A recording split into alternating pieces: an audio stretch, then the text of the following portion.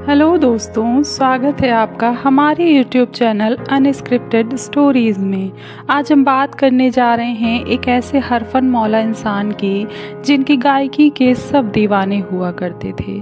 ये अभिनेता भी थे और गायक भी, लेकिन क्यों इनको सब पागल और सनकी कहते थे? क्या आपको पता है कि जिस लड़की पर आ जाता था इनका दिल तो कर लेते थे शादी। इन्होंने की थी अपने जीवन में एक या दो नहीं बल्कि चार शादियाँ। जी हाँ दोस्तों, आज हम बात करने जा रहे हैं एवरग्रीन सिंगर और मनमौजी एक्टर किशोर कुमार की, यानी जिनको सब प्यार से किशोर दा के नाम से भी जानते हैं।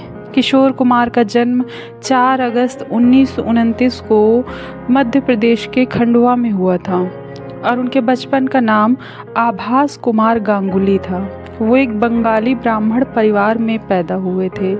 उनके पिता का नाम कुंज कुमार गांगुली और माँ का नाम गौरी देवी था। उनके पिता पेशे से वकील थे। किशोर कुमार 4 भाई बहन थे, जिनमें कि 3 भाई अशोक कुमार, किशोर कुमार, अनूप कुमार और बहन सती देवी थी। किशोर कुमार जब छोटे ही थे तब उनके सबसे बड़े भाई अशोक कुमार फिल्मों में एक्टर बन गए थे। किशोर कुमार ने अपनी पढ़ाई इंदौर के क्रिश्चियन कॉलेज से की है। किशोर कुमार के बड़े भाई अशोक चाहते थे कि वो भी एक्टर ही बने, पर किशोर दा का बचपन से ही गाने का बड़ा शौक था और वो सिंगर बनना चाहते थे और वो उस दौर के महान गायक के.एल. सहगल के बहुत बड़े फ़ैन भी हुआ करते थे।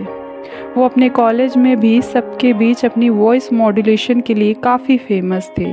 बड़े भाई एक्टर थे, जिसकी वजह से उनका मुंबई आना जाना लगा रहता था और जब वे बड़े हुए तो उन्हें बॉम्बे टॉकीज़ के स्टूडियो में कोरस सिंगर की नौकरी भी मिल गई थी।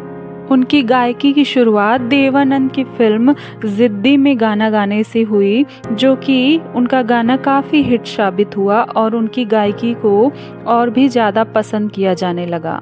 साल 1949 में वो अपनी गायकी से पूरी तरह सेटल हो चुके थे। हालांकि इस बीच उन्हें फिल्मों के कई प्रस्ताव आए, पर वो मना करते रहे। लेकिन बड़े भाई अशोक कुमार के कहने पर उन्होंने साल 1951 में फिल्म आंदोलन में अभिनय के क्षेत्र में शुरुआत करने का फैसला किया, जो उस दौर में खूब चली। इसी फिल्म से पहले उन्होंने अपना नाम आभास कुमार से किशोर कुमार रख लिया था। इस फिल्म की कामयाबी के बाद किशोर कुमार को और भी फिल्मों के ऑफर आने लगे थे।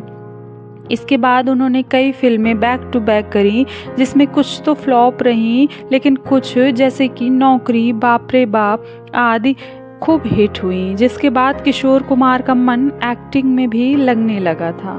साल 1966 तक वो हिंदी सिनेमा के बेहतरीन अभिनेताओं में शुमार हो चुके थे। वो कॉमेडी, इमोशनल और एंग्री मैन हर तरह के किरदार को बखूबी निभाते थे। उनकी गायकी और एक्टिंग बाकमाल चल रहे थे। कहते हैं कि किशोर दा की गायकी में एक अलग ही जादू था, जो सुनता था तो बस मंत्रमुग्ध हो जाता था। लोग आज भी उनके गाने सुनते हैं। ऐसे सदाबहार गाने गाए थे किशोर दा ने। 70 और 80 के दशक के लगभग सभी एक्टर के लिए गाने गाए किशोर दा ने। उस दौर के सुपरस्टार रहे राजेश खन्ना के लिए सबसे ज़्यादा गाने किशोर दा ने ही गाए हैं, जिसमें कुछ तो लोगों की ज़ुबान पर आज भी है, जैसे इससे पहले की याद तू आए, मेरे सपनों की रानी कब आएगी तू, कुछ तो लोग कहेंगे, लोगों का काम है कहना। उस दौर के मेल सिंगर में प्लेबैक सिंगिंग के लिए 8 सबसे ज़्यादा फिल्म फेयर अवार्ड मिले थे किशोर दा को। और यही नहीं, हिंदी भाषा के अलावा कई और भाषाओं में भी सिंगिंग कर लिया करते थे किशोर दा। किशोर दा ने अपना फिल्म प्रोडक्शन भी खोला। उसी प्रोडक्शन हाउस की फिल्में भी खूब चली। आपको बता दें कि उनकी एक कल्ट क्लासिक फिल्म चलती का नाम गाड़ी, जिसे आज भी लोग खूब पसंद करते हैं, इसमें मधुबाला, किशोर कुमार, अशोक कुमार और अनूप कुमार तीनों ही भाइयों ने एक साथ काम किया था। इसी फिल्म के दौरान इनकी प्रेम कहानी भी शुरू हुई। जी हाँ दोस्तों, किशोर कुमार और मधुबाला के बीच नज़दीकियाँ बढ़ गई थीं, जो आगे चलकर उनकी पत्नी भी बनी। दोस्तों, किशोर कुमार जी का अंदाज सबसे निराला था। उनके जैसा सिंगर सदियों में एक ही बार पैदा होता है। किशोर दा से जुड़ा एक अजीब किस्सा आपको सुनाते हैं। दरअसल लता जी ने किसी कारणवश किशोर दा का एक गाना ले गई मेरा दिल तेरी जुल्मी नज़रिया नहीं गा पाई। तब किशोर दा ने इस गाने की मेल और फीमेल दोनों ही आवाज़ों में गाना गाया और इस गाने को सिर्फ एक ही बार में रिकॉर्ड कर लिया गया था, जो कि सुपर डुपर हिट हुआ था। और भी कई किस्से मशहूर हैं जिसकी वजह से लोग किशोर दा को सिरफिरा करार दे दिया करते थे।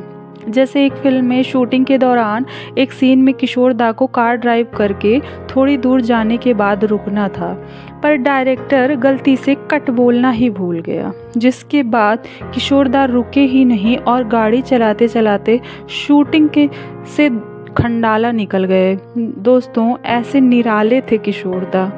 अब बात करेंगे उनकी ज़िंदगी से जुड़े विवादों की, तो सबसे पहले उनका विवाद बॉलीवुड के ही अभिनेता रहे मिथुन चक्रवर्ती के साथ रहा।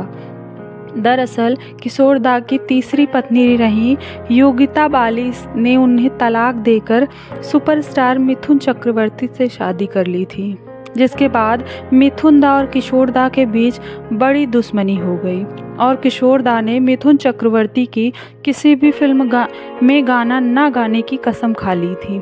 किशोर दा का विवाद संजय गांधी के साथ भी खूब हुआ।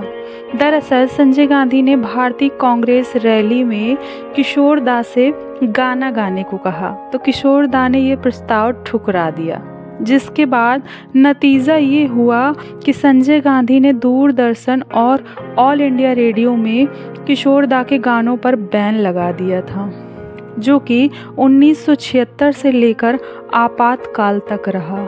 दोस्तों, अब आपको रूबरू कराते हैं उनकी पर्सनल लाइफ यानी लव लाइफ से। किशोर दा ने अपने जीवन में 4 शादियां की हैं। उन्होंने पहली शादी उस दौर की फेमस सिंगर और अभिनेत्री रही रूमा गुहा से की है, जो कि एक बंगाली एक्ट्रेस थी। ये रिश्ता 8 सालों तक चला और आपसी मतभेद के कारण टूट गया। इस शादी के बाद किशोर दा को एक बेटा भी हुआ था जिसका नाम अमित कुमार है और वो भी फेमस सिंगर हैं। वो किशोर दा और रूमा गुहा के ही बेटे हैं। इसके बाद उन्होंने दूसरी शादी उस दौर की चर्चित अभिनेत्री रही मधुबाला से की और इसके लिए तो किशोर दा ने अपना धर्म भी बदल लिया था और मुस्लिम धर्म अपना करके अपना नाम करीम अब्दुल रख लिया था, जिसके बाद उनके घर वालों ने भी उनका साथ छोड़ दिया था। नाराज़ थे किशोर दा से उनके घर वाले भी शादी को लेकर। बाद में मधुबाला को खतरनाक बीमारी हुई और उनका इलाज भी लंबा चला और अंत में उनकी मौत हो गई, और जिसके बाद किशोर दा ने कुछ समय बाद ही तीसरी शादी की खूबसूरत एक्ट्रेस योगिता बाली से।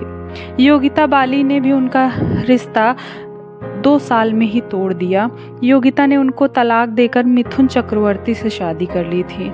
शायद किशोर दा की ज़िंदगी में लंबे समय तक हम सफ़र का साथ लिखा ही नहीं था। इसी वजह से उनकी चौथी बीवी महज 8 साल में ही उनका साथ छोड़कर चली गई। जी हाँ दोस्तों, किशोर दा ने चौथी शादी की थी खूबसूरत हीरोइन लीना चंद्रावरकर से और यहाँ भी उनका साथ छूट गया।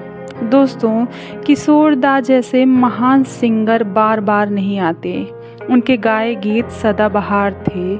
आज के दौर के कई सिंगर भी किशोर दा को अपना आइडल मानते हैं। उस दौर के चाहे जो भी एक्टर रहे हों, सबके चेहरे पर किशोर दा के गाने एकदम फिट बैठते थे। ऐसे महान सिंगर को हम अपने दिल से सैल्यूट करते हैं। दोस्तों, आपकी क्या राय है किशोर दा के गानों को लेकर के? आप अपनी राय कमेंट बॉक्स में ज़रूर बताइएगा और आपको उनका कौन सा गाना बेहद पसंद है ये भी ज़रूर बताइएगा। और अगर दोस्तों वीडियो पसंद आई हो तो वीडियो को लाइक और चैनल को सब्सक्राइब करना मत भूलिएगा, ताकि हमें भी मोटिवेशन मिले और हम आपके लिए इसी तरह के प्यारे प्यारे वीडियोस लेकर आते रहें। मिलते हैं इसी तरह की अच्छी वीडियो के साथ, तब तक के लिए नमस्कार।